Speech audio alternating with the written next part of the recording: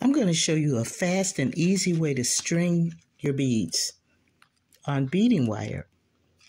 Now, normally we'll take a bead and we'll run it through here, run it through the hole there, and that's time consuming. However, if you have a strand of beads like this and they're on string and I've already cut the string, here's a tip. This cuts your time down by about 70%. All you have to do is take the beads and run that wire through the hole and look.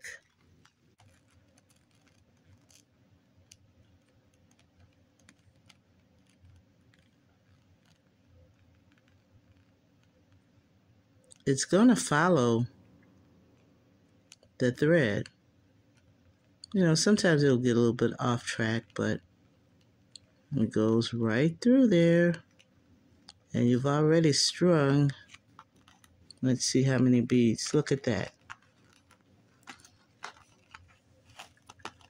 And I just pull the thread out, keep going. I usually just keep my wire anchored to the container until I'm done. Then I'll cut the other end. But this saves so much time in stringing those beads because the string is going to serve as a guide.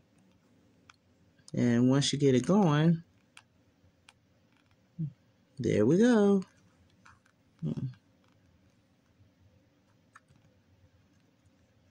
And you can see how it's shifting as the wire goes through each of the beads.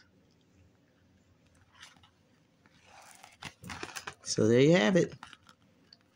A quick, easy, and faster way to string your beads on beading wire.